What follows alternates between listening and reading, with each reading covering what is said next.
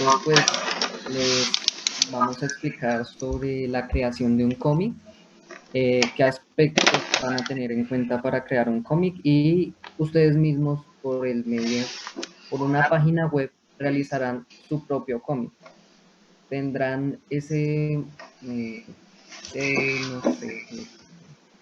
ese, como O sea, ese o sea, placer de hacer un cómic eh, en medio virtual.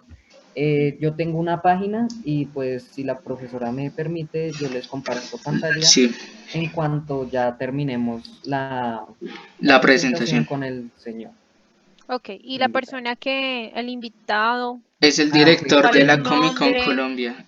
Pues, Es el pues, invitado de la Comic Con Colombia. Su nombre es César Leguizamón y es como paisa. Es paisa.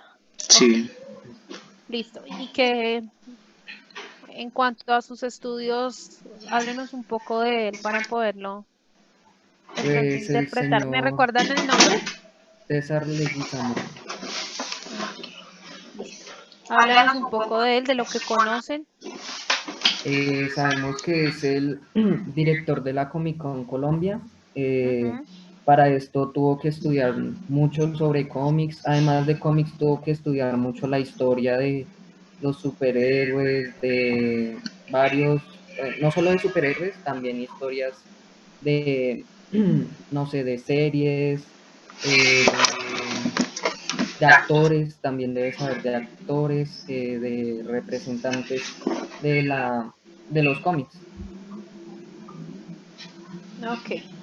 Sí, algo estoy viendo como en el Facebook de él, como hay un referente. Sí, que es de Medellín. Sí, señora. A estos muchachos del Colegio Lope de Vega Sí, sobre cómo realizar un cómic, su propio cómic y su propia historia. ok, Entonces, perfecto. pues nosotros tenemos planteadas con mi compañero Diego. Me presento, Juan Sebastián Calderón primero. Me presento Eh, Diego Duarte. Tenemos ya planteadas unas preguntas para realizarle. Listo, listo muchachos. Bueno, antes que nada, Discúlpame que te interrumpa. sí, Perdóname. Pues cordialmente invitado a este espacio. Mi nombre es Ingrid Velázquez. Soy la docente de lengua castellana y pues en este ok, espacio vamos a trabajar una asignatura que yo estoy como con los chicos de grado 11, proyecto de investigación. Entonces ellos están en la parte metodológica. Bienvenido, realmente este es un tema que los chicos están abordando, es un tema que para ellos pues causa bastante curiosidad y pues para todos nosotros dentro del ámbito que estamos trabajando en la comunicación. Entonces, bienvenido César, no, ya no le digo don muchísimas porque no lo gracias. dejo muy claro. Bienvenido César, espero que pues este espacio de verdad nos permita trabajar este tipo de investigaciones que para los chicos, vuelvo y lo repito, son pertinentes dentro de su proceso, igual para Perfecto. mí, entonces el micrófono queda pues encendido para usted en cualquier momento si nos necesita, pues estamos aquí muy presentes en el trabajo. Muchas gracias. Te agradezco muchísimo. Listo, Bueno, perfecto. Bueno, muchachos, muchas gracias por la invitación. Ingrid, muchísimas gracias pues por ese preámbulo, muy, muy amable, muy querida. Y sí, yo creo pues que lo que decía Ingrid, en este momento, el cómic se ha convertido pues digamos como gracias a todo lo que estamos viendo en este momento. Yo soy docente de varias asignaturas aquí en la ciudad de Medellín en dos universidades. Unas tienen que ver con la parte de investigación para la gente de animación, entonces es investigación con escritura audiovisual, pero las otras dos, una es de cine fantástico y la otra es de historia del cómic, que son en la Universidad Pontificia Bolivariana, ¿cierto? Y se da cuenta uno, pues, digamos, por la receptividad de los alumnos, y algo que yo le digo, pues, a los alumnos de Cine Fantástico es cierto, y es que así como en la historia del cine, hemos tenido una época en la que las películas de zombies eran las que estaban de moda, hubo otra época en la que las películas de accidentes aéreos estaban de moda, otra en la que las invasiones estaban de moda, ¿cierto? En este momento la tendencia es la de los superhéroes, ¿cierto? Estamos perfectamente, se puede decir desde los audiovisuales que estamos viviendo la época de los cómics, ¿cierto? Y gracias a eso, obviamente, ha servido para que mucha gente vea las películas y se volque hacia el cómic. Tenga la intención de, por ejemplo, verse una película como Civil War y diga, ve, yo quiero ir a leer el cómic de Civil War, a ver qué tiene que ver, cuál es la diferencia de esto. Y de ahí, obviamente, la inquietud que tienen ellos, que es empezar a trabajar el asunto desde una parte académica, que eso también es muy válido. Yo, por ejemplo, estoy en este momento dirigiendo una tesis en la Universidad de Antioquia sobre la realización de cómics. Entonces, eso es un tema que es muy valioso, ¿cierto? Es muy importante.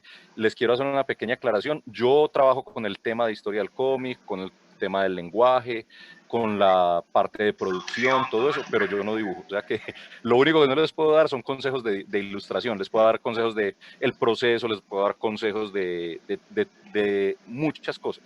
Y les puedo recomendar ilustradores también. Pero ya hasta el punto pues de decir, les voy a enseñar a dibujar, sí, eso sí no. Ahí sí no soy un buen consejero para eso.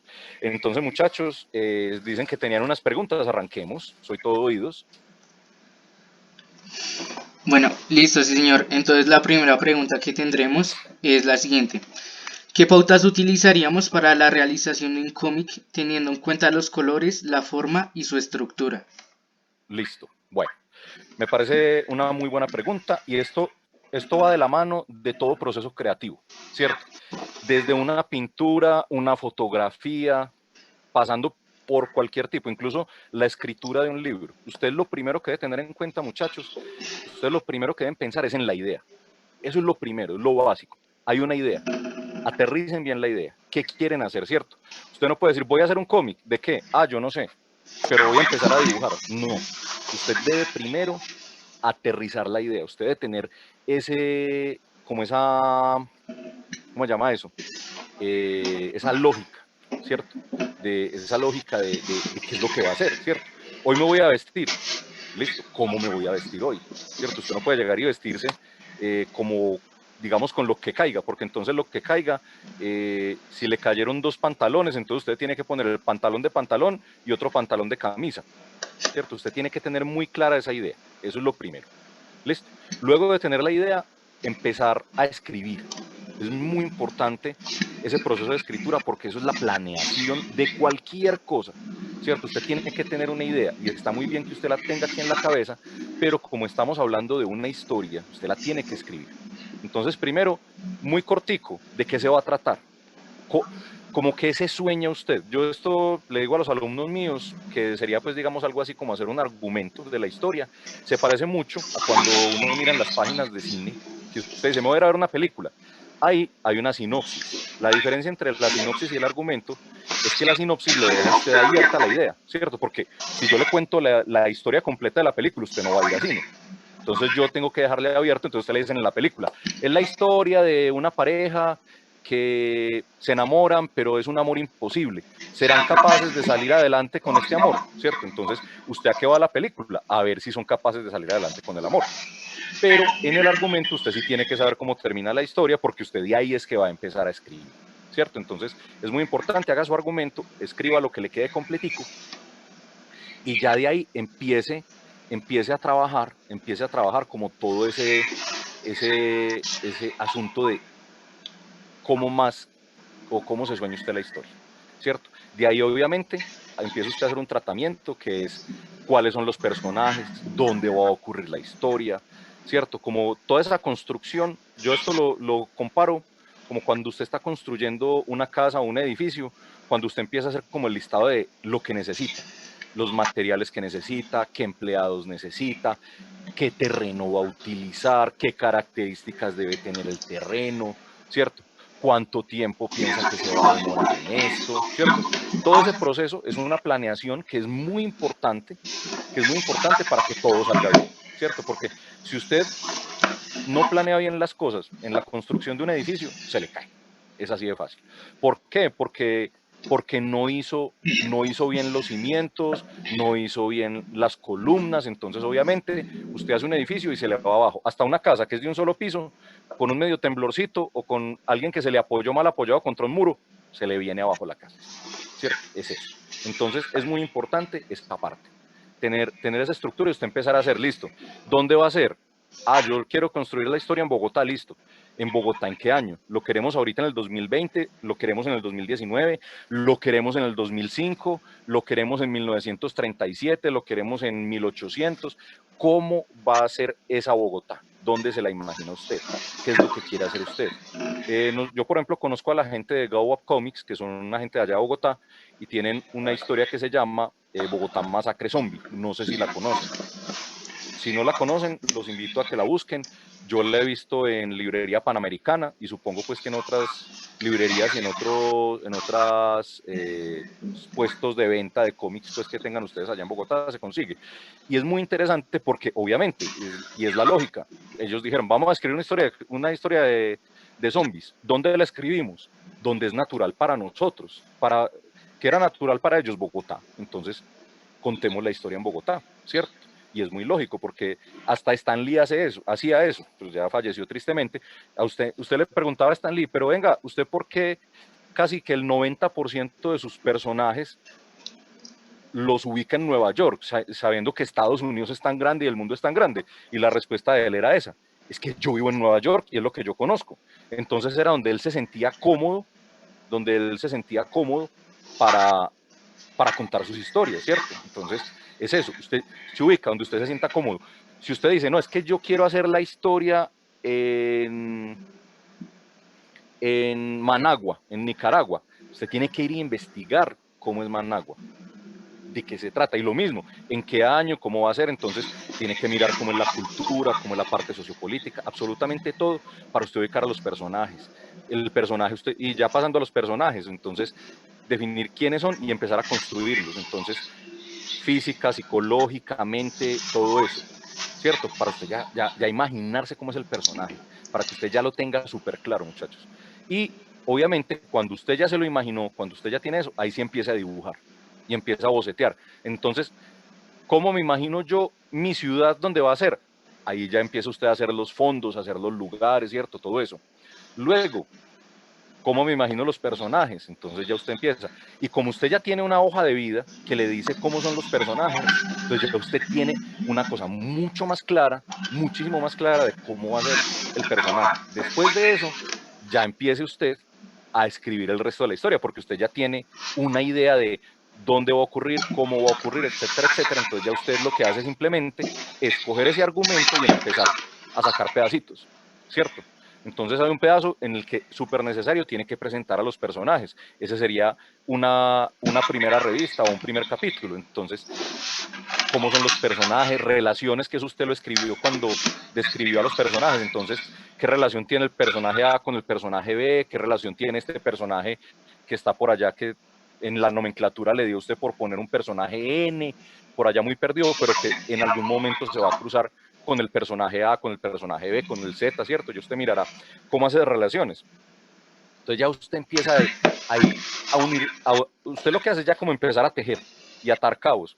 Entonces, en todo eso ya empieza usted a atar cabos, y ese es cuando usted ya puede decir que va a empezar a hacer capítulo por capítulo. Pero lo primero es escribirlo. Es súper importante, muchachos, súper importante, porque usted tiene que escribir. Escriba primero esa parte para luego empezar a dibujar, porque o si no, si usted no hace esa planeación, ¿qué le va a suceder? Usted va a llegar a un momento en el que usted va a decir, ve, pero yo no conté que este personaje A se conocía con el personaje N. Entonces usted no puede encontrarlos en alguna parte de la historia, porque el lector va a llegar y va a decir, pero venga, ¿cómo así? Si este personaje no se conocía con este otro, ¿cierto? Vámonos a un ejemplo cinematográfico que seguramente ustedes se lo han visto, porque esta película la repiten todos los diciembres, que es Mi Pobre Angelito, ¿cierto? ¿Quién es el personaje que de verdad salva el día en esa película? Cuénteme alguno de ustedes.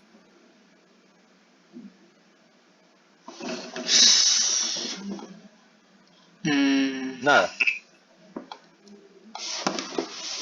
O sea, el personaje que realmente salva el día en esa película es el viejo de la pala. Kevin hace muchas cosas en la película, pero el héroe de esa historia es el viejo de la pala. Pero miren que el viejo de la pala así aparece al final y hace su gran acción heroica, que es meterle el palazo a los ladrones mojados, que así se llaman los personajes. El tipo lo muestran 2 veces en la película antes. y se lo muestran a uno como, mire que Kevin lo conoce y le da miedo, que es una vez cuando él sale de la casa y se queda mirándolo, y la otra cuando se cruza con él en el supermercado. Pero muestra que hay una relación, que el señor es vecino, ¿cierto? Que el señor lo reconoce, todo el asunto, porque pues el señor de buenas a primeras no irá a meterle un palazo a cualquiera, ¿cierto? En cambio, como el señor sabe quién es Kevin, dónde vive, que ese par de sujetos no viven en la casa, entonces no tienen nada que estar haciendo en la casa. Además, pues que con la indumentaria que tienen se reconoce que son ladrones, pues no falta no colgarle un letrero que diga ladrón al frente, pero se reconoce que son pues delincuentes y todo el asunto. Pero el tipo es el que realmente salva el día en esa película, él es el que hace eso, ¿cierto?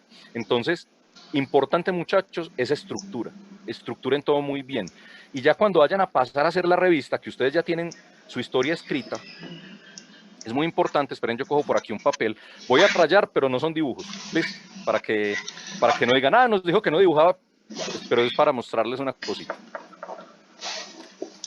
Y nosotros en producción audiovisual tenemos un proceso entre el guión literario, que es cuando uno escribe la historia, y el guión, y ya el proceso, pues digamos, de realización, que es hacer algo que se llama el guión técnico. ¿Qué hace uno en el guión técnico, muchachos?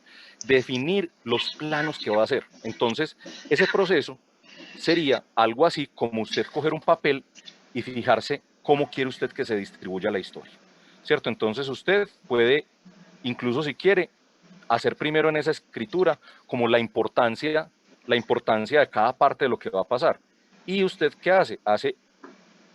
Haga como una estructura de la página de cómo se imagina usted que la va a distribuir, ¿cierto? Si ustedes abren un cómic, ustedes van a ver que un cómic tiene distintos tamaños de viñetas, que son los cuadros de cada una de las historias, ¿cierto? Entonces, usted coge y hace una estructura así. Entonces usted ya sabe que en una página va a tener 1, 2, 5, 6 viñetas. En otra, usted hace otra estructura, le pueden caber hasta 9. En otra, fueron más grandes, 4, ¿cierto? La cosa, muchachos, es que usted debe tener en cuenta que en un cómic, entre más grande es una viñeta, es porque es más importante lo que va a pasar en ella. Las que son así como de tamaños igualitos son de transición, ¿cierto? Como que el sujeto va caminando de un lado A a un lado B, entonces lo mostramos cuando está yendo de un lado a otro. A que es demasiado importante lo que va a suceder, entonces hágalo de página completa o de 2 páginas, pero que se vea bien y que haya un buen trabajo ahí y que aunque sea una sola página pasen varias cosas que le ayuden a usted a construir la historia, ¿cierto? Es como básicamente eso. Cuando usted ya planea esta estructura, ya sí puede pasar a, bueno, ahora sí voy a dibujar lo que quiere hacer en la historia y empieza a dibujar porque usted ya sabe cuántas páginas se le van a ir, cómo lo va a hacer, ¿cierto? Todo eso. Entonces, se me fue muy largo, pero ese es lo más importante como esa estructura de construcción del cómic. ¿Qué más quieren saber? Listo, pues ya mi Bueno, compañero va a hacer la segunda pregunta. Gracias. Dale. bueno, nuestra segunda pregunta es, ¿cómo te influenciaron y qué impacto tuvieron los cómics en tu vida? Impacto. Pues hermanos, miren mi alrededor. Vea, esto es lo que hay. Mi casa, esta es mi habitación, ¿cierto? Aquí está la colección. La colección tiene más o menos 4.500 figuras. Tiene más o menos 4.500 figuras de colección. Hay más o menos unos 5.000 cómics, libros de arte, de películas, de dibujantes, de todo, ¿cierto? ¿Qué más les digo? ¿Qué más? Discúlpame, Entonces, yo te hago ahí que una pequeña, qué pena, me voy a atrever. Tú tranquilo. nos puedes hacer como un pequeño plano porque yo realmente estoy tratando como de, Tranquilos que hasta para los alumnos míos oh lo hago. por Dios, Espérate, a ver, 400, ¿qué? 4.500 figuras más o menos. 4.500 figuras, Ajá. oh por Dios. Esto es, por ejemplo, esto que hay aquí al frente, esto es Star Wars. Mira toda la Pero de un cantidad. tamaño. Las de Star Wars, esto viene pues por pulgadas. Entonces estas son las de 4 pulgadas. ¿Qué más tenemos por acá? Esta es la colección de Batman. Por Dios. Esto es lo de Batman. No, En este súper. Lo que se ve bien, está Señor de los Anillos, cositas variadas de cómics. Aquí normalmente está lo de X-Men, pero estoy haciendo un arreglo justamente, estoy reorganizando eso, le pusimos un sticker a la ventana, entonces por la luz no se nota muy bien, pero es la cabina del halcón milenario saltando al hiperespacio. ¿Qué más hay por acá? Por aquí están las figuras grandes, pues como las grandecitas. De hecho tiene unas cuantas naves. Súper. Liga de la Justicia. Acá hay un poquito de cositas de Walking Dead, que me gustan mucho los nombres, que me gustan mucho Walking Dead. Esperen, yo prendo esta luz que me da que prenderla.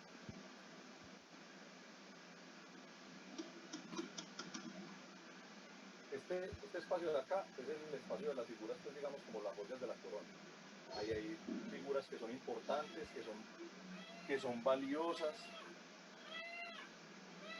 ¿cierto? Como las importantes, las valiosas. Hay cosas que eran estos, por ejemplo, estos son unos picapiedras que eran de mi mamá. Agregados a la colección. Esta es una figura que mi mamá nunca me quiso comprar cuando yo era niño en San Andrés. Y gracias a eso fue que empecé a coleccionar cosas de Star Wars. ¿Qué más hay por acá? Este es muy bonito. Este es un Wolverine. Este es un Wolverine que si ustedes lo ven bien, esperen yo que se vea bien la cara, tiene como bigoticos. Ese Wolverine tiene bigotes porque es el primer Wolverine que dibujaron. El primer Wolverine apareció en una revista de Hulk y lo hizo un dibujante que se llama Herb Trimpe. Y nosotros a él lo trajimos aquí a Colombia a una fiesta del libro y la cultura. Y él vino a esta casa, está autorizado por él. Sí. No, súper. En la sala tengo figuras mucho más grandes que son de 30 pulgadas, que son 80 centímetros. Tengo casi todos los dibujos que me han regalado y hay un dibujo de él. Hay otro de un dibujante muy teso que se llama Renato Guedes, que dibujó Superman y Wolverine y también vino aquí a Colombia. Hay por acá, hay un poquito de Transformers. Y hay cositas como de películas varias. Y este es otro espacio ya de Star Wars con las figuras super más grandes. Aquí hay un poquitico de manga. Yo no soy mucho de manga y de anime, pero me gustan ciertas cosas. Por ejemplo, Akira, que es un anime de los primeros animes que se mostraron en Estados Unidos hacia los años. Me gusta demasiado, entonces tan pronto salieron las figuras las compré. Ya, esto es más o menos como el espacio. Una super colección. Muchas gracias. Pues ahí de a poquito se va haciendo. Y lo de los cómics están todos guardados. Están aquí en un mueble y están afuera en otra biblioteca. No, muchísimas gracias. Porque hasta los alumnos míos me lo piden. Sí, sí, que uno ve el fondo y uno trata como de, sí, igual es mirar la curiosidad, pero no, súper, realmente. Muchas gracias. Con mucho gusto. Entonces, ¿qué es lo que pasa ahí, muchachos? ¿Cómo me impactó a mí el cómic? Vea, a mí la gente muchas veces me pregunta, ¿usted cómo empezó? Mi respuesta es prácticamente... Qué pena que te interrumpa, es que no te escuchamos bien, te escucho muy despacio. Sí. No, se me ha olvidado esto. Bueno, entonces a mí la gente me pregunta mucho, César, vení, ¿vos cómo empezaste? ¿Cierto? Y mi respuesta es que no fue que yo empecé, sino que más bien yo no dejé de, ¿cierto? Por ejemplo, ustedes hoy en día, como hablábamos ahorita, están viviendo una época de cómics y de superhéroes y todo el asunto, y para ustedes no es raro decir, me voy a ir a comprar una camiseta de Batman y ponérsela, y nadie los mira raro. La época mía, cuando yo iba a la universidad por allá en el año 90, yo iba con camisetas de superhéroes y todo el mundo me miraba como un bicho raro. ¿Cierto? ¿Eso debido a qué? Yo hice un intercambio y estuve en Suiza, y cuando yo estuve allá, yo me di cuenta de cómo era el... 322.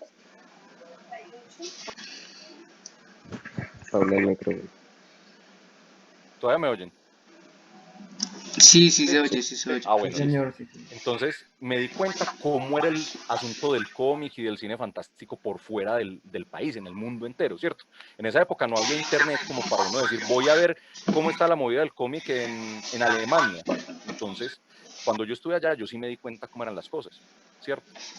Entonces dije, no, entonces yo este gusto que tengo no es un gusto raro. Entonces yo me vine para Colombia y yo seguí con eso. Pero entonces, ¿cierto? ¿Por qué? Porque en esa época llegaban y lo miraban a uno como, usted se va a ir con esa camiseta de Batman a hablar con Pepita, ¿cierto? Como que lo miraron como un bicho raro. Y no, pues sí, es mi camiseta, es lo que me gusta. Y yo me voy con ella. Entonces cuando yo llegué, yo me fui antes de terminar bachillerato, terminé mi bachillerato y entré a la universidad. Y cuando yo entré a estudiar comunicación social, todos los trabajos que yo podía, les metía el tema del cómic, ¿cierto? Por ejemplo, en esa época me tocó a mí hacer un trabajo sobre una película en apreciación cinematográfica y todos mis compañeros lo hicieron sobre la trilogía de los colores, sobre películas de cinearte. Yo la hice sobre Batman Forever, la de Joel Schumacher.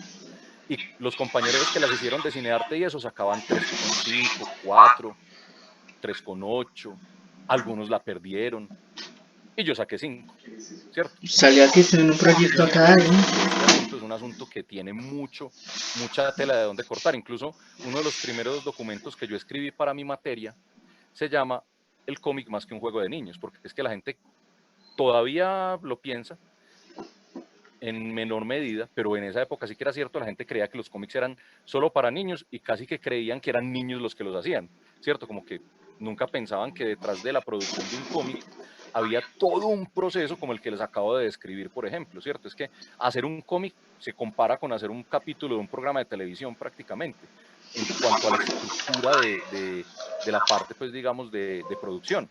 Entonces, la gente nunca se imaginaba eso. Entonces, yo todos los trabajos buscaba como meterme por ahí, como contar cosas de eso, ¿cierto? Todo eso. Y entonces me impactó demasiado porque de ahí yo empecé como a enfocarme. Yo soy comunicador social, trabajé un tiempo como comunicador organizacional, pero cuando yo hablo de esa época, yo digo que yo trabajé en el lado oscuro de la fuerza de la comunicación social, ¿cierto? Y luego empecé a trabajar en audiovisuales. ¿Pero en qué trabajaba yo en audiovisuales? Tenía dos perfiles muy, digamos, como hacia el lado mío. Aunque trabajaba también haciendo mucho producto que era para empresas, porque la empresa en la que yo trabajaba, que se llama Videobase, era una empresa que hacía mucho producto para empresas, pues, en lo que llamamos videos institucionales, pero por lo general hay que hacer un animado, vea, que lo dirija César. Hay que hacer un producto con algo medio raro, que lo dirija César. Y también me enfocaba mucho a hacer productos, pues digamos, como de fundaciones y todo eso, que porque yo tenía también como un lado social muy bonito, me decía la jefe, ¿cierto? Entonces también me mandaban a hacer eso. Entonces, miren que toda la vida estuve perfilado en ese lado, como por ese lado, por ese asunto, y nunca dejé el asunto de los cómics de lado. Entonces, desde el año 2002, trabajo en la Bolivariana por los laditos porque no me pagaba nadie por eso, pero organizaba el salón de cómic de la universidad, ¿cierto?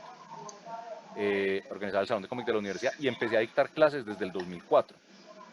¿Con qué tema? El cómic. Empecé en la Facultad de Comunicación Social, que era cómic aplicado, medio y lenguaje audiovisual, o sea, cómic aplicado a los medios audiovisuales, ¿cierto? Y me fui metiendo por ese lado, seguí haciendo eventos, empecé a hacer no solo el evento en la Bolivariana, sino otros eventos. De ahí me junté con otra gente y creamos lo que se conoce hoy como el Salón de Cómic y Manga de Medellín.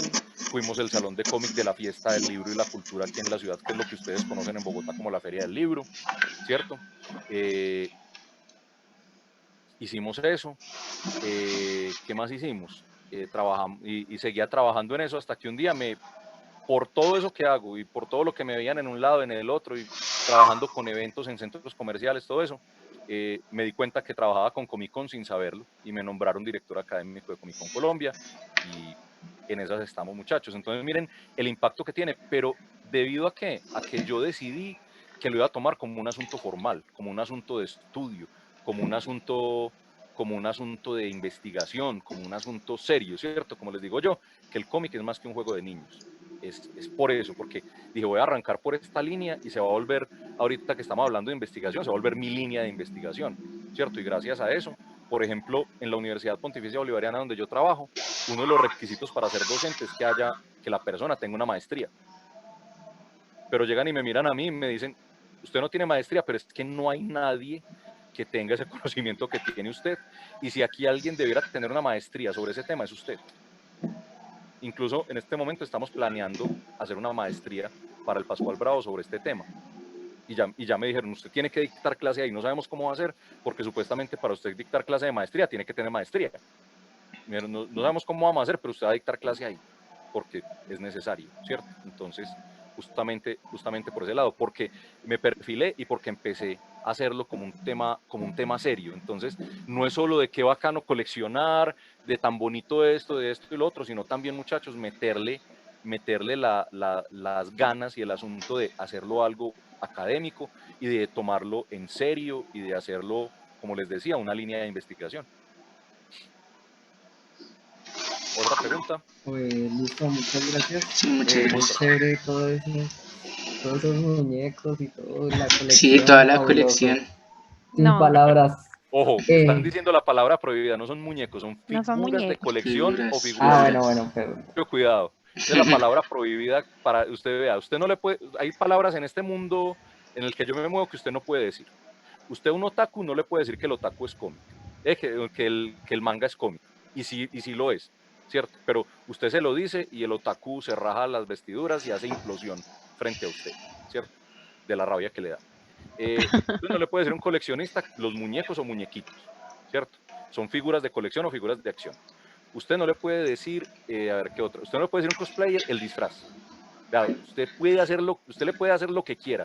Le puede pegar una cachetada, le puede pegar una patada, lo que quiera. Pero usted le dice, tan bonito tu disfraz, y se sienten ofendidísimos, ofendidísimos. Y usted no le puede decir a un dibujante que hace muñequitos o mamarrachos. Y hay otra cantidad de términos, pero nos quedaríamos todo el día hablando de los términos y estamos hablando de otra cosa. Pero sí, básicamente esos son como digamos, el top 4 de los términos prohibidos de este mundo. bueno, me quedó mucho más claro. Sí, sí, Sí, sí. realmente creo que a muchos, porque sí, esa tendencia de pronto en equivocarnos. De verdad, muchas gracias. Esa parte donde tú dices que la línea de investigación, pues realmente la investigación para nosotros y en esta etapa de los chicos, como te digo, de 11, es un paso a paso y pues están aplicando la metodología, ¿no? En esencia, Excelente. pienso que la investigación permite abrir muchos campos del saber y una muestra, y creo que no estoy lejana a decirles, mire chicos, realmente las cosas se pueden dar, pero a partir de que no simplemente sea de algún momento a otro me levanté y dije voy a hacer una colección, no, es un paso a paso que me va Exacto. llevando a una producción realmente que nos muestra el talento. Entonces, mire, tengo aquí un ejemplo clave, Oscar, aquí que nos permite este espacio, entonces hay que seguir con el proceso de investigación, me parece que es muy pertinente, lógicamente nos falta mucho, realmente yo aquí a nivel profesional solo soy licenciada, esa parte de la maestría, bueno, por nuestro país es un poco difícil, creo que entendemos muy bien la economía, sin embargo es esa búsqueda de no solamente llevarlo en una academia, sino a través de la investigación. Es un ejemplo clave. Muchas gracias, de verdad. No sé si hayan preguntas. Bueno, Owen, que tenías la mano arriba, los chicos que están en el proceso, estar pendientes si de pronto alguien más tiene de pronto otras preguntas. Owen, Sí, señor. ¿abres micrófono? Pues, profe, tengo una pregunta para César, si no me equivoco, sí. Claro, hágale. Eh, pues para nadie es mentira que el arte en Colombia no es muy bien apoyado y que ahorita pues el cine y los medios audiovisuales se están dando duro con el periódico, el cómic, porque ya la gente no compra un CD para ver una película, ahora pues en Netflix y ya. ¿Cómo es esa lucha del cómic para trascender a los medios tecnológicos y que no se muera? Porque pues creo que no se muere porque es un tema muy duro. Pero es como es ese paso para que trascienda a medios tecnológicos y no se quede atrás, no le gane, por Listo. así decirlo.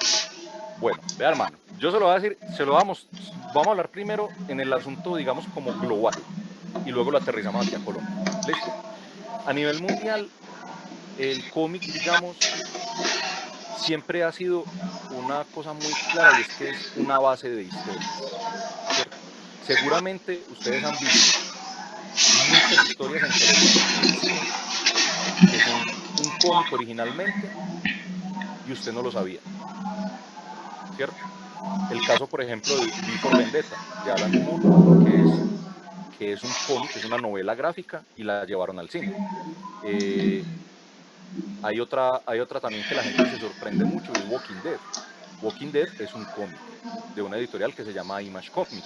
No es de DC, no es de Marvel, es de una editorial independiente, que es la editorial, una de las editoriales independientes más grandes en Estados Unidos. Lo que pasa es que el mercado a nivel mundial y a nivel de Estados Unidos está como entre un 38-40% para Marvel, un 38-40% para DC, o sea que estamos hablando casi de un 80% entre ellos dos, y ese otro 20% es una tajada de torta que se parten en una cantidad de editoriales independientes a nivel mundial, ¿cierto?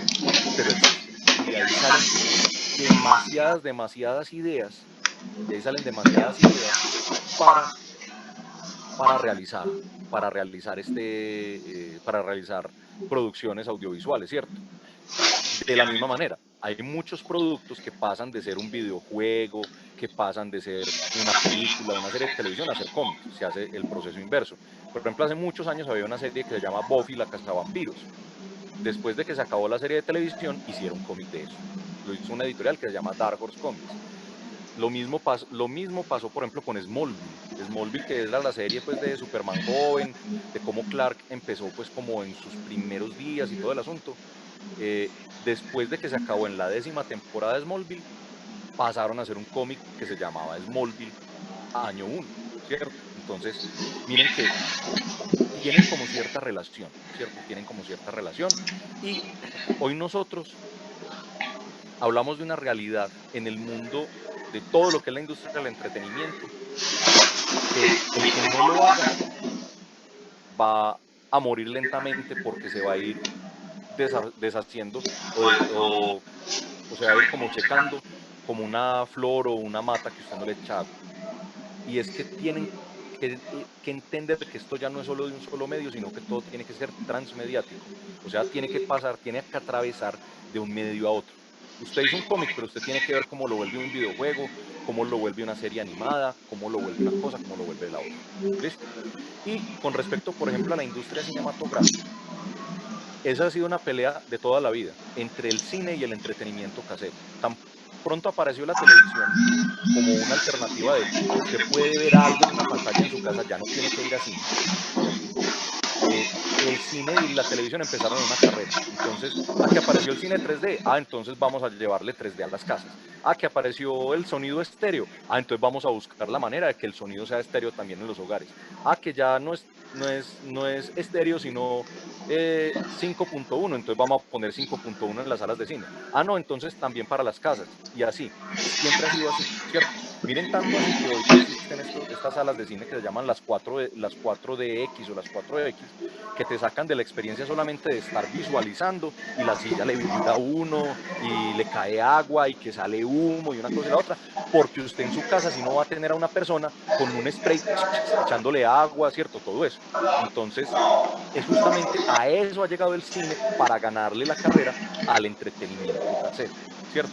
Y es muy charro porque en un inicio el cine se pensó, fue para tener multitudes, para presentárselo a varias personas. Y hoy en día todos los productos audiovisuales se hacen pensando es que usted lo va a ver en un aparatico de estos, lo va a ver en un computador, ¿cierto? Ya no se piensa tanto en lo masivo, sino en lo directo, ¿cierto? Sabemos que en este momento estamos en una contingencia, que no hay salas de cine, etcétera, etcétera. Entonces, obviamente, todas las plataformas están felices haciendo y deshaciendo. Y las producciones de plataformas han marcado muy bien, ¿cierto? Miren lo que fue, por ejemplo, a principio de año una serie como Mandalorian, la de Star Wars, que rompió récords de una cantidad de cosas. Stranger Things, ¿cierto? Que también es eso. Pero entonces es como una competencia, pero la televisión no se queda atrás, el cine no se queda atrás, tienen que seguir haciendo sus cosas. Y lo que está haciendo en este momento el cine es viendo cómo se reinventa en esta pandemia. Por ejemplo, ya vimos que empezaron a reabrir unas salas de cine de autocinema y todo el asunto, ¿cierto? Son por ahora como una prueba, a ver cómo les va, qué se hace, y tiene uno pues la limitante que para ir a cine tiene que encontrar una persona no solo que le caiga bien, sino que tenga la misma cédula que uno para poder entrar. ¿cierto? Pero es una forma de ellos empezarse a reinventar. Cine Colombia empezó, bueno, es que usted no nos necesita en este momento para ver la película, pero yo le pongo las crispetas, yo le pongo el perro que compra acá, le compro todo esto, ¿cierto? Que eso sí es totalmente cierto. Usted puede llevarse unas crispetas de un supermercado que digan crispetas de mantequilla como las del cine. Usted las mete al microondas y se le quemaron, no le saben a lo mismo, etcétera, etcétera. Unas crispetas de cine solo saben a lo que saben las crispetas que hacen en el cine, y pare de contar, ¿cierto? Entonces, ¿por dónde se fueron ellos? Por esa idea, vamos a hacer, usted quiere sentirse en la sala de cine, yo le convierto su casa en la sala de cine, le llevo las crispetas, le llevo esto y le llevo lo otro. Pero entonces siempre es como eso, ¿cierto? Como que ha sido una competencia para eso. Colombia, ahora sí aterricémonos en nosotros, Colombia sí ha sido, digamos, ha tenido un pequeño detalle, y es que Colombia durante muchos años ha sido un punto negro en el mapa del cómic. Cuando nosotros trajimos, el primer dibujante que nosotros trajimos aquí a Medellín fue a Renato Guedes, que es como les decía, es un dibujante brasileño que trabajó haciendo Superman mucho tiempo y luego hizo Wolverine, luego hizo Constantine y ahorita estaba haciendo otra serie de DC, pero se la cancelaron. Es más, espérenme un segundito, les voy a traer una muestra del trabajo de él.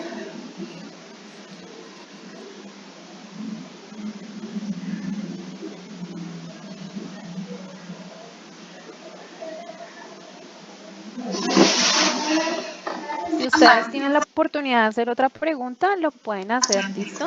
Sí, profe, ahorita vamos a hacer la pregunta Señora, de si Spider-Man Ok. es de, ¿sí? De DC. Bueno, ok. Sí. Listo. Este es el libro de arte de Renato, ¿cierto? Este libro de arte es muy bonito, es todo el trabajo de él. Miren la calidad de trabajo del hombre, ¿cierto? Esto es lo que él hace normalmente para el mundo de los cómics. ¿Cómo nos conectamos nosotros con Renato? Ya este es un Superman, por ejemplo, hecho por él. ¿Cómo nos conectamos nosotros con Renato? Estos son bocetos de Wolverine también, de cuando él empezó a hacer Wolverine. ¿Cómo nos conectamos nosotros con Renato? Felizmente, lo puedo decir en este momento, con Renato nos conectamos por internet, ¿cierto? Que cuando yo entré a trabajar con la gente del Salón de Cómic y Manga de Medellín, lo primero que les dije fue, estamos hablando hace 10 años, muchachos, obviamente, hay que hacer un Facebook. E hicimos un grupo de Facebook que se llamaba Salón de Cómic y Manga de Medellín. Renato, sentado en su casa, entró a Facebook y encontró Salón de Cómic y Manga de Medellín. Y él dijo, ¿Medellín? ¿Dónde queda Medellín? Colombia, ¿cómo así? En Colombia hay cómic. ¿Cómo así que en Colombia hay cómic? Un momento, espérese. Y nos escribió, y nos dijo, venga, yo quiero participar con ustedes de alguna manera, ¿cierto? Obviamente, cuando llegó esa noticia, me escribió mi compañero y me dijo, mire el Facebook, mire esto, mire el internet y mire el trabajo del hombre. Y yo, güey, madre, no, este tipo hay que traer, definitivamente hay que traer a Renato. Faltaban como 15 días larguitos para la Fiesta del Libro y la Cultura. Ya la Fiesta del Libro nos había aprobado presupuesto, ya nos había dado un espacio de charlas y todo. Pero entonces hablé con los de la Fiesta del Libro y les dije, vea, si traigo este tipo, ustedes nos abren espacio para las charlas. Y me dijeron, claro, obviamente, obvio hay que abrirle espacio, listo. Y aproveché, me fui para la Bolivariana y le dije a alguien de mercado, le dije, vea, tenemos esta oportunidad, hay que traer a este tipo. El evento es en 15 días.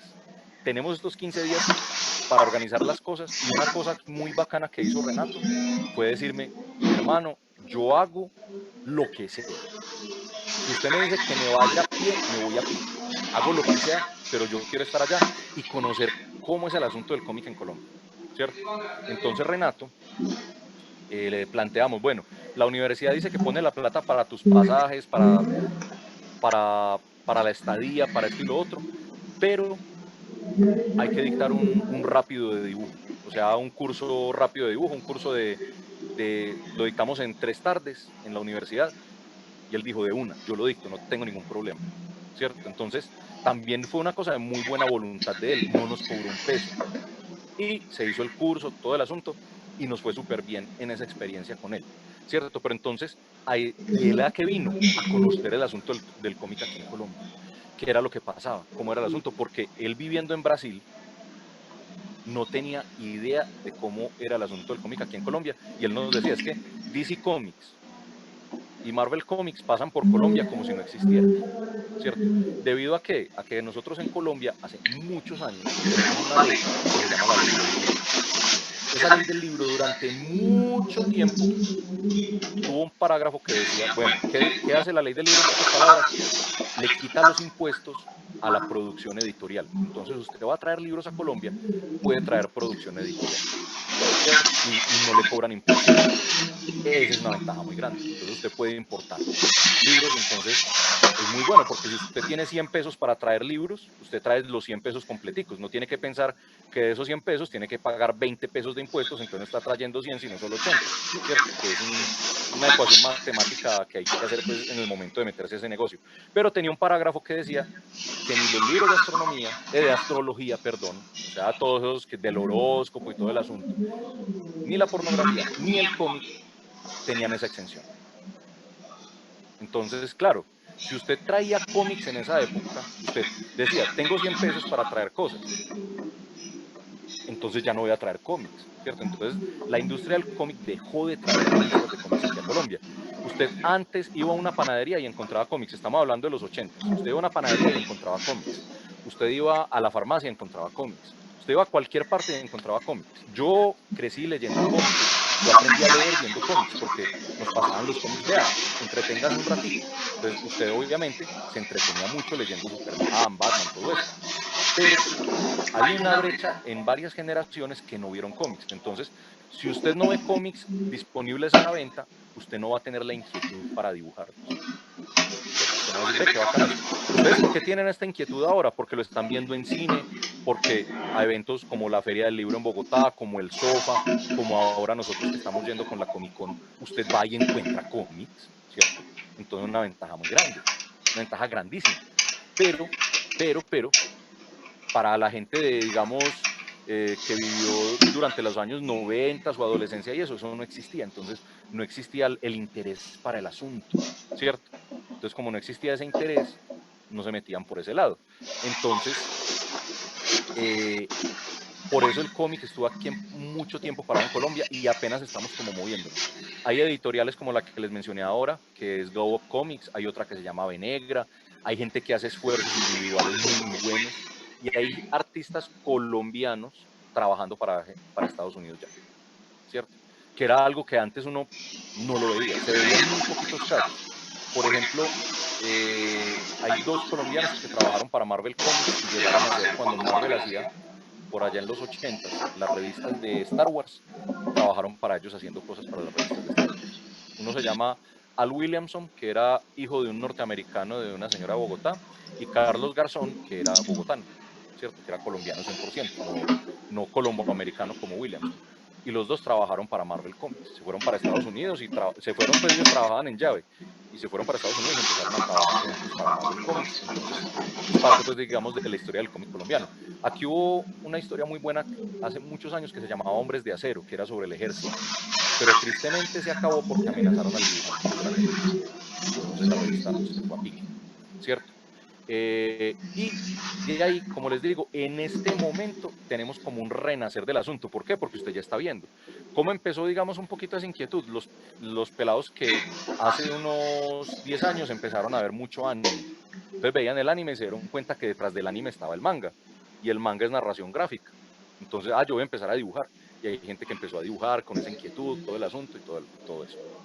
En Colombia es muy complicado que, digamos, si no hay una industria del cómic todavía, porque no tenemos una industria, y además tampoco hay una industria del cine, todavía no la hemos podido fortalecer, ¿cierto? Es muy complicado que digamos que se van a poder unir las dos industrias para hacer el asunto, ¿cierto? Sin embargo, hay casos, hay un caso muy específico y muy especial. No sé si ustedes alcanzaron hace 3 años, el periódico ADN regalaba unos libros de cómic de una historia que se llamaba Sambo Dendé, que es de una persona allá de Bogotá, que en este momento se me escapa el nombre, ¿cierto? Que se llama Sambo Dendé. El tipo es muy inteligente, ¿cierto? ¿Por qué? Porque con el ADN logró hacer algo que no se lo cuenta cualquiera que hace cómics aquí en Colombia, que fue producir, creo que como 50.000 cómics y entregarlos. Así fuera con un periódico gratuito, todo lo que sea, pero sacó 50.000 cómics. Pues aquí una persona que saque muchos cómics te saca 2.000, ¿cierto? Y se queda con ellos mucho tiempo guardados en la casa.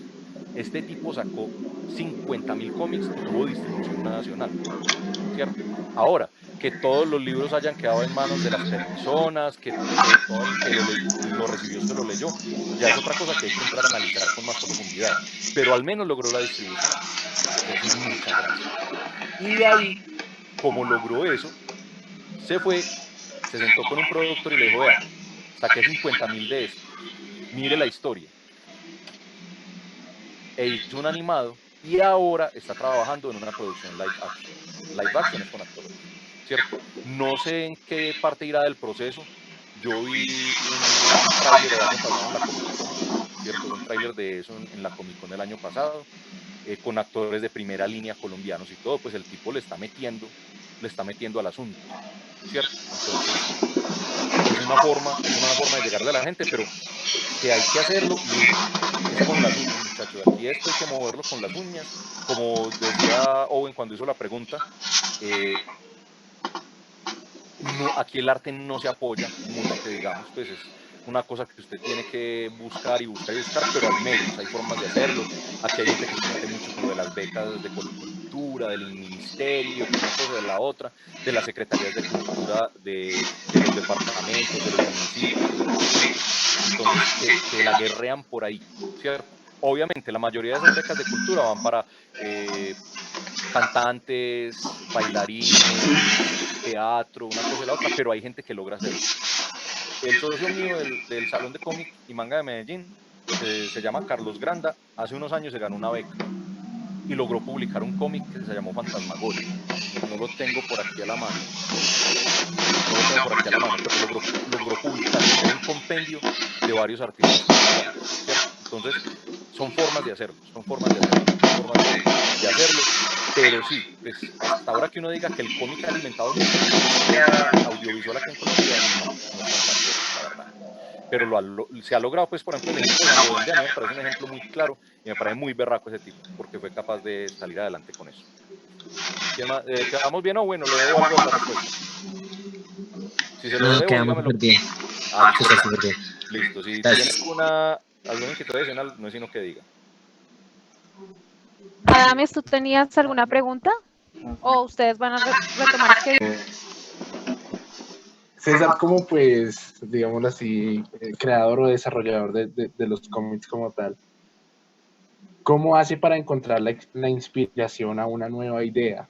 ¿De dónde salen esas ideas? Porque es que yo la verdad, yo pues edito video, hago montajes de Photoshop, etcétera, y a veces no sé de dónde sacar creatividad para hacer los trabajos, porque es que, o sea, no sé. Entonces, César cuando dibuja, ¿de dónde saca su creatividad? Recuerde que yo ¿Mira a no su dibujo. alrededor y ya o...? Listo. Bueno, vamos por ahí. Bueno, pues Adames, vea, pues empecemos por el derecho. Lo primero, acuérdese que yo no dibujo. A mí la gente me dice, venga, ¿y usted cómo hace para trabajar con cómics si no dibuja? Entonces yo les digo, yo no sé dibujar, pero yo sé cómo se dibuja. ¿Y cómo se dibuja? Yo hago el proceso de escritura y busco un dibujante y le digo, vea mi guión, hágame esto, ¿cierto? Yo publiqué con la Bolivariana, con la universidad, unos libros. Espérense que yo creo que por aquí tengo unos.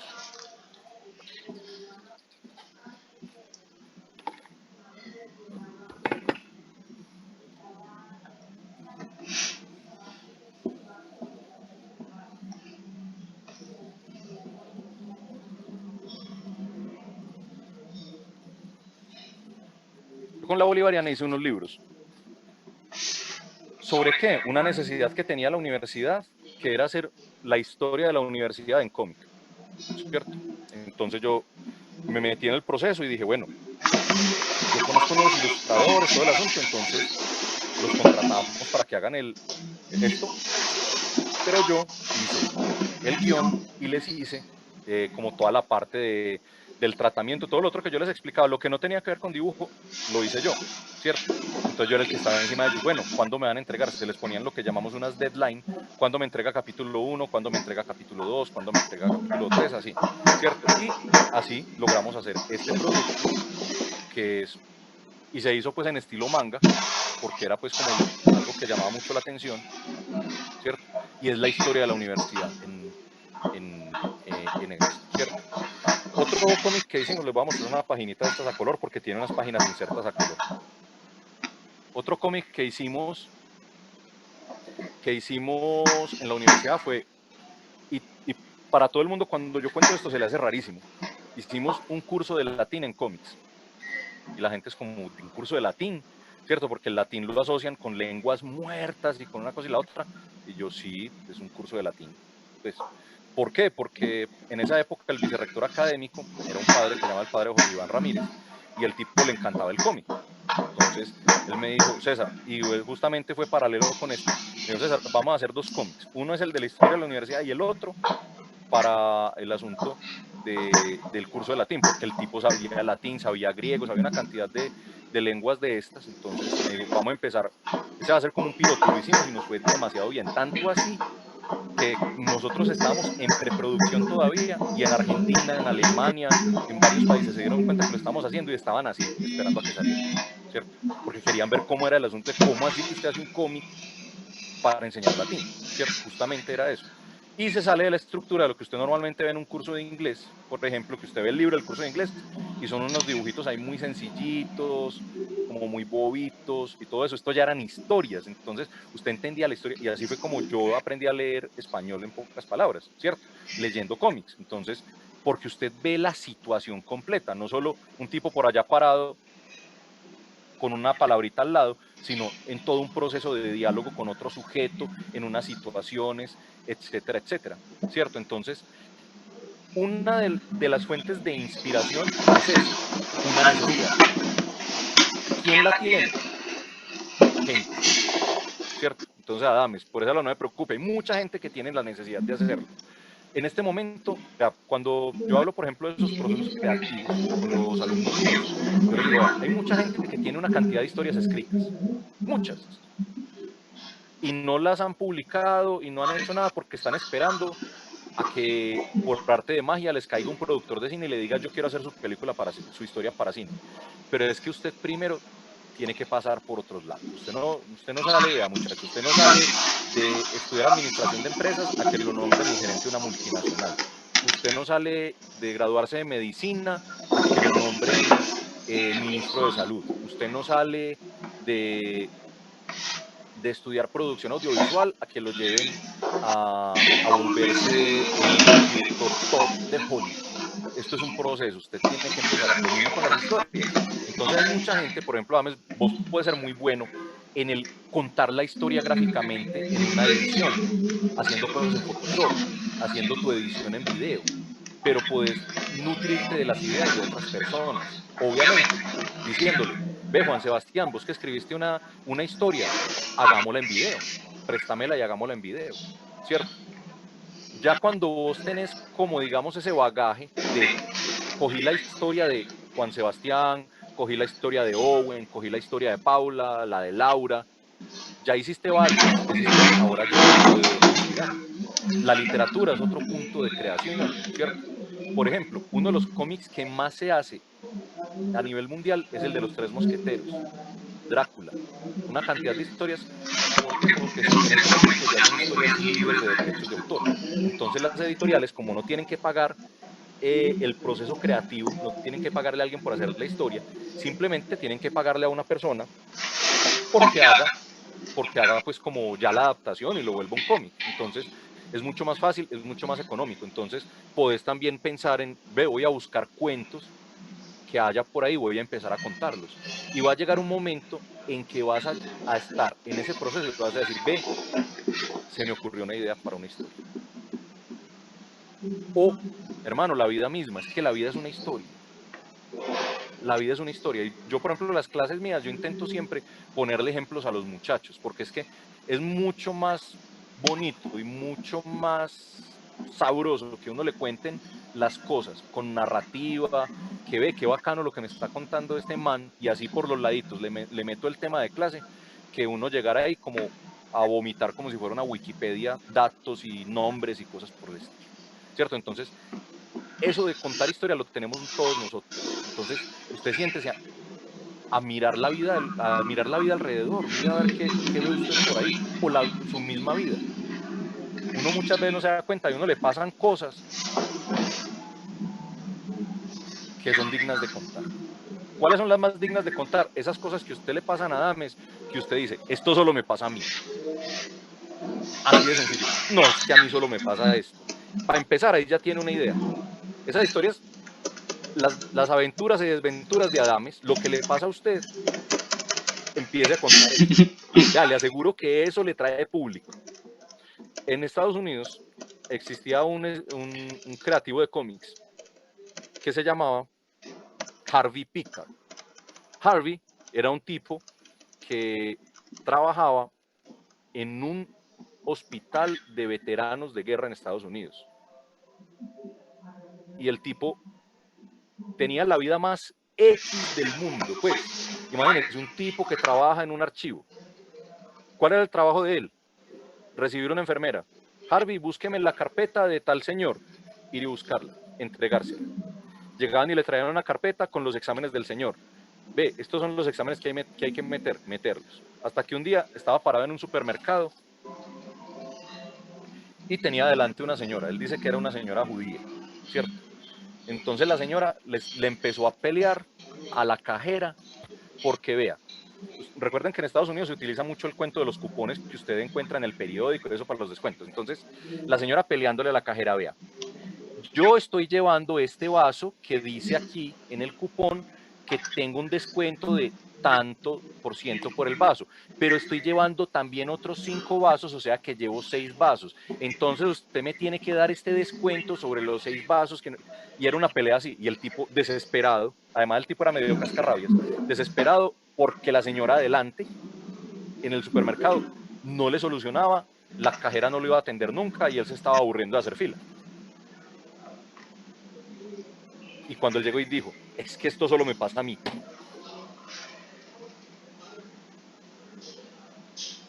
Y él dijo, esto solo me pasa a mí, pero esto le pasa a mucha gente.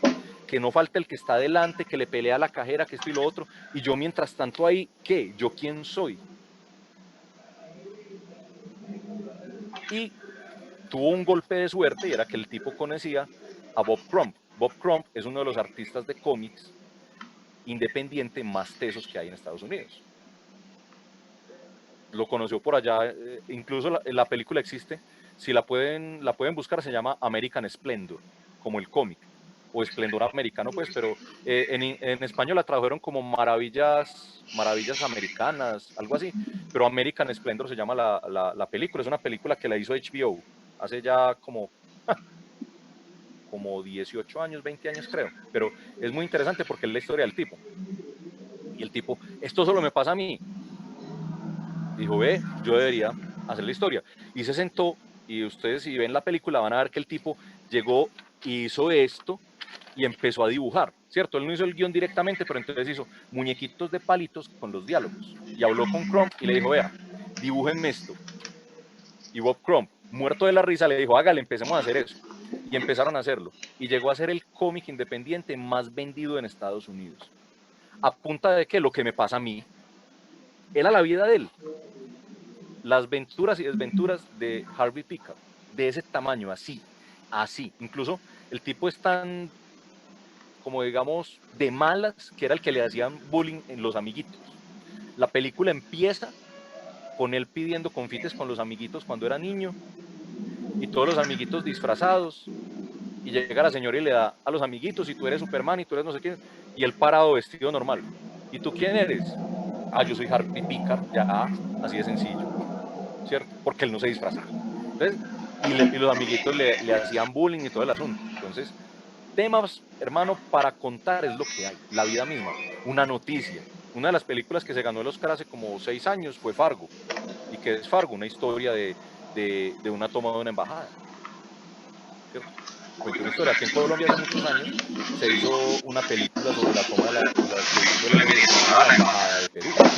Y fue una película sobre eso, ¿cierto? Historias hay cantidades, hermano. Es que uno no se fija y uno tiene historias en cualquier lado. Yo, por ejemplo, de los ejercicios que hago mucho es salir a ver gente. O me siento en la universidad a mirar personas, a verlos, cómo actúan, qué hacen, qué dejan de hacer. ¿cierto? Cómo son las relaciones de las personas. Entonces uno descubre que hay un mancito al lado de una pelada y que se babea por ella y uno a que no es capaz de decirle nunca que le gusta. Viceversa, la pelada también que le gusta al man y se paró el man de la mesa y se voltea donde la amiga, ay, mira, que no sé qué y qué tal cosa, ¿cierto? Uno ve este tipo de cosas. El pelado emprendedor que voltea en la universidad vendiendo gomitas. Pues historias, muchachos, vea, desde la simplicidad de la vida se pueden contar muchas historias. El asunto es cómo la contemos. Entonces, Adames, no se preocupe, que le aseguro que usted tiene esa idea encima, sin darse cuenta. Alguien ahí al lado, una historia de amor, cómo se enamoraron los papás de nosotros, cómo se enamoraron los abuelos, cómo se desenamoraron. Ah, también, sí, también hay historias de desventuras. Y si hay algo que venda en la vida, hermano, es la tragedia humana, así de sencillo. Por eso las historias de Harvey Pekar eran tan maravillosas. Y tristemente toca decirlo, el cómic que más vendió él fue una novela gráfica que se llamaba Mi año con cáncer.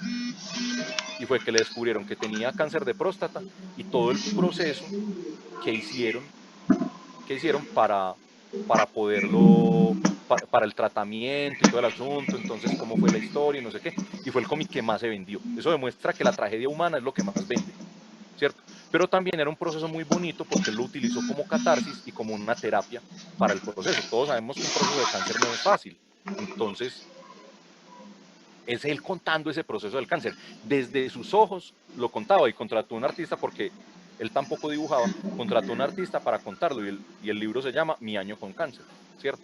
Y fue lo que más vendió. Entonces, historias es lo que hay, hermano. Historia es lo que hay. Escriba, siéntese y escriba. Si usted no escribe, no va a llegar nunca a la idea. Entonces, siéntese y escriba, piense, ve, yo debería empezar por acá, debería hacer esto. Diga, amor, entonces una historia de amor. Comedia, algo cómico. Cosas cómicas que le pasan a un hermano, pero vea, así, cantidades de cosas. Cuentos de terror, también. O sea, empieza a imaginarse. Con esto de la pandemia, así hay cosas para contar de terror. Que usted está solo en su casa y que porque hay una persona por allá y que esto y que lo otro. Vea, lo que quiera. Hay de lo que quiera. Usted puede escribir lo que quiera, hermano.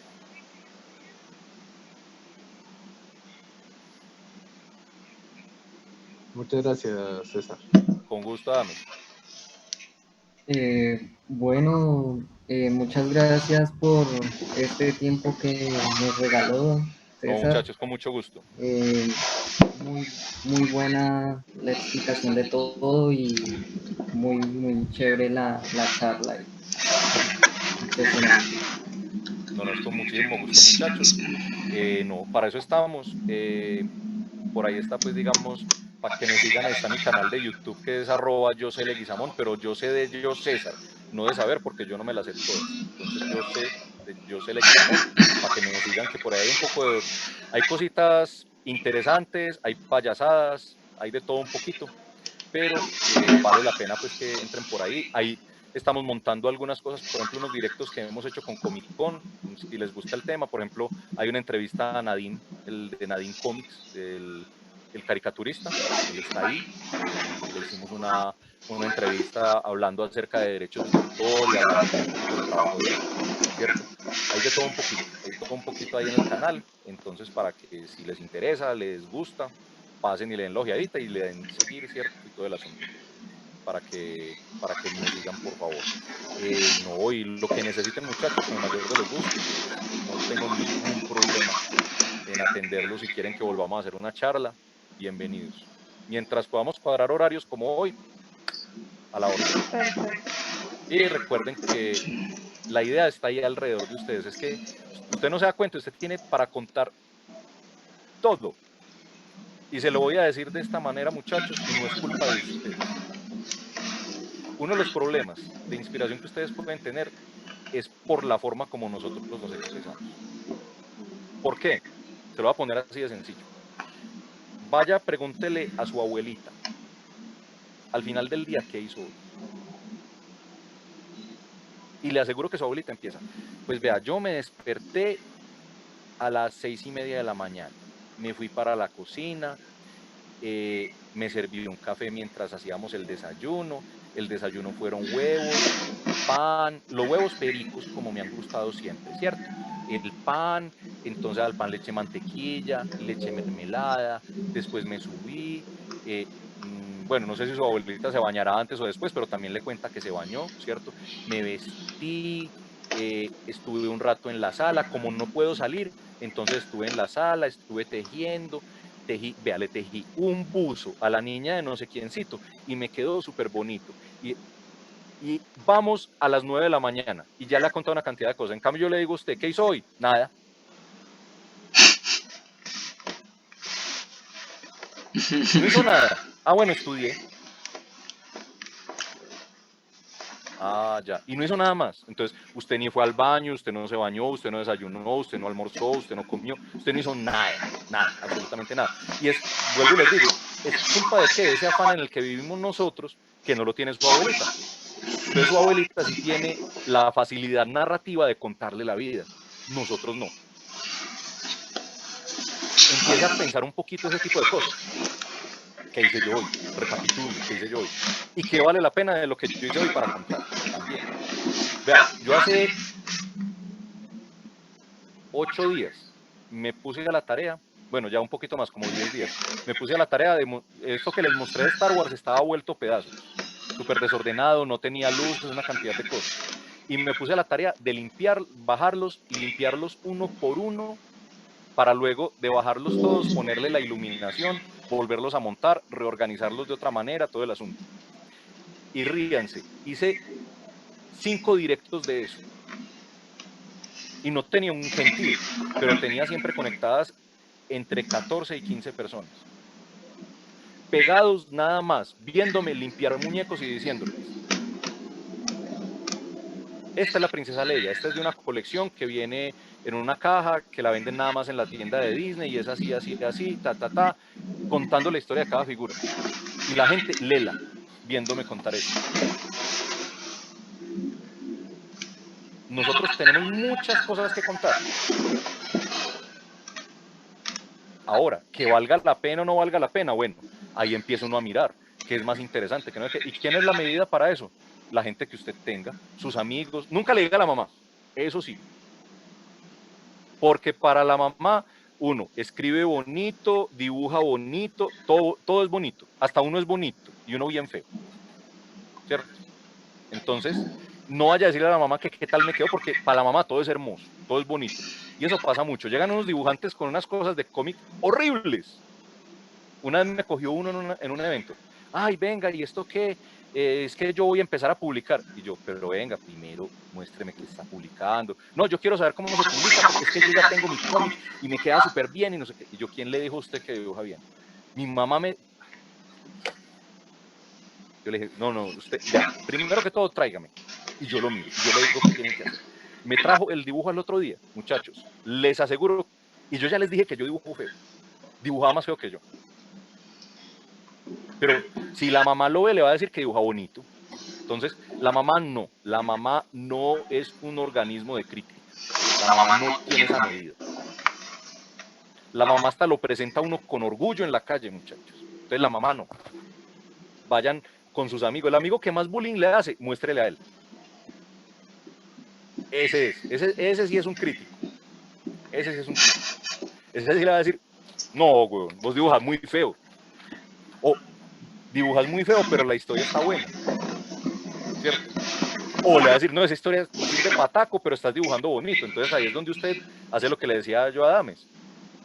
Si usted dibuja bonito, busque una historia de otra persona, porque de pronto usted no sabe hacer la historia, pero sí sabe dibujar. Y es que no todos tenemos talento para todo, muchachos. Yo por eso en un momento dije, yo ya no dibujo más, porque yo dibujaba medio por allá un poquito. ¿Ya acabó? Y yo hago caricaturas, les voy a mostrar las que yo hago, para que vean que todos